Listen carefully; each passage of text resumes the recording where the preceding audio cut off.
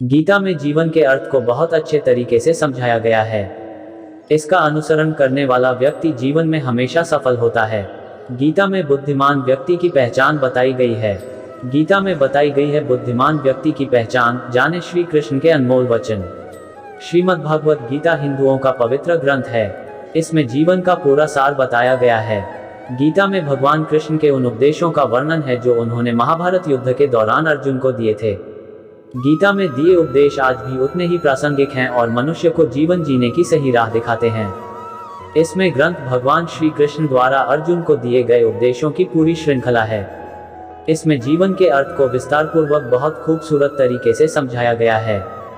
गीता का अनुसरण करने वाला व्यक्ति जीवन में कभी असफल नहीं होता है। गीता में श्री कृष्ण ने बुद्धिमान व्यक्ति की पहचान बताई है।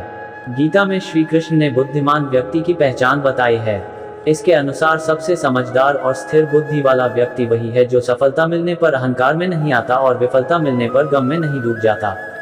गीता में श्री कृष्ण कहते हैं कि समय कभी एक जैसा नहीं रहता। जो दूसरों को बेवजह रुलाते हैं उन्हें भी रोना पड़ता है। जो दूसरों को दुख देते हैं आगे चलकर उन्हें भी दुख भोगना पड़ता है। श्री कृष्ण कहते हैं कि केवल डरपोक और कमजोर ही चीजों को भाग्य पर छोड़ते हैं, लेकिन जो मजबूत और खुद पर भरोसा करने वाले होते हैं वे कभी भी नियति या भाग्य पर निर्भर नहीं करते। गीता के अनुसार सिर्फ दिखावे के लिए अच्छा मत बनो, वो परमात्मा आपको बाहर से नहीं बल्कि भीतर से भी जानता है। इसलिए कोई भी बदलाव पूरी तरह से स्वयं के लिए होना चाहिए। आप खुश हैं या दुखी, यह दोनों आपके विचारों पर निर्भर है। अगर आप प्रसन्न रहना चाहते हैं तो आप हर हाल में प्रसन्न ही रहेंगे। अगर आप अपने मन में बार बार नकारात्मक विचार लाएंगे तो आप दुखी ही होंगे। विचार ही हर व्यक्ति का शत्रु और मित्र होता है। श्री कृष्ण कहते हैं, किसी के साथ चलने से ना तो कोई खुशी मिलती है और ना ही लक्ष्य। इसलिए मनुष्य को सदैव अपने कर्मों पर विश्वास करते हुए अकेले चलते रहना चाहिए। गीता में श्री कृष्ण ने कर्मयोग, भक्ति योग और ज्ञान योग को ही कल्याण का प्रमुख साधन बताया है। कर्म के प्रवाह से संबंध का टूट जाना ही जीवन का लक्ष्य है और यह लक्ष्य उपर्युक्त तीनों मार्गों से प्राप्त हो सकता है। जो मन को नियंत्रित नहीं करते उनके लिए वह शत्रु के समान कार्य करता है। क्रोध से भ्रम पैदा होता है। भ्रम से बुद्धि व्यग्र होती है। जब बुद्धि व्यग्र होती है तब तर्क नष्ट हो जाता है। जब तर्क नष्ट होता है तब व्यक्ति का पतन हो जाता है। किसी दूसरे के जीवन के साथ पूर्ण रूप से जीने से अच्छा है कि हम अपने स्वयं के भाग्य के अनुसार अपूर्ण जिएं। वह जो इस ज्ञान में विश्वास नहीं रखते, मुझे प्राप्त किए बिना जन्म और मृत्यु के चक्र का अनुगमन करते हैं। मन की गतिविधियों, होश, श्वास और भावनाओं के माध्यम से भगवान की शक्ति सदा तुम्हारे साथ है और लगातार तुम्हें बस एक साधन की तरह प्रयोग करके सभी कार्य कर रही है। एक उपहार तभी अच्छी और पवित्र लगता है जब वह दिल से किसी सही व्यक्ति को सही समय और सही जगह पर दिया जाए, और जब उपहार देने वाला व्यक्ति दिल उस उपहार के बदले कुछ पाने का उम्मीद ना रखता हो। आत्मज्ञान की तलवार से काटकर अपने हृदय से अज्ञान के संदेह को अलग कर दो। अनुशासित रहो, उठो। मनुष्य अपने विश्वास से निर्मित होता है। जैसा वो विश्वास करता है वैसा वो बन जाता है। नर्क के 3 द्वार हैं, वासना, क्रोध और लालच। ऐसा कोई नहीं जिसने भी इस संसार में अच्छा कर्म किया हो और उसका बुरा अंत हुआ हो, चाहे इस काल में हो या आने वाला काल में।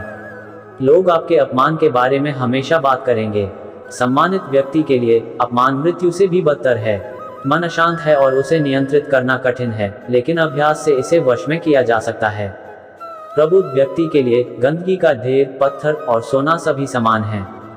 निर्माण केवल पहले से मौजूद चीजों का प्रक्षेपण है।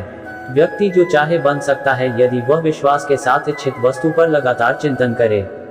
जो भी मनुष्य अपने जीवन आध्यात्मिक ज्ञान के चरणों के लिए दृढ़ संकल्पों में स्थिर हैं, वह सामान्य रूप से संकटों के आक्रमण को सहन कर सकते हैं, और निश्चित रूप से यह व्यक्ति खुशियां और मुक्ति पाने के पात्र हैं। ज्ञानी व्यक्ति को कर्म के प्रतिफल की अपेक्षा कर रहे अज्ञानी व्यक्ति के दिमाग को अस्थिर नहीं करना चाहिए। हर व्यक्ति का विश्वास उसकी प्रकृति के अनुसार होता है। जन्म लेने वाले के लिए मृत्यु उतनी ही निश्चित है जितना कि मृत होने वाले के लिए जन्म लेना। इसलिए जो अपरिहार्य है उस पर शोक मत करो। भगवान या परमात्मा की शांति उनके साथ होती है जिसके मन और आत्मा में एकता हो, जो इच्छा और क्रोध से मुक्त हो, जो अपने खुद के आत्मा को सही मायने में जानता हो। सभी अच्छे काम छोड़कर बस भगवान में पूर्ण रूप से समर्पित हो जाओ। मैं तुम्हें सभी पापों से मुक्त कर दूंगा। शोक मत करो।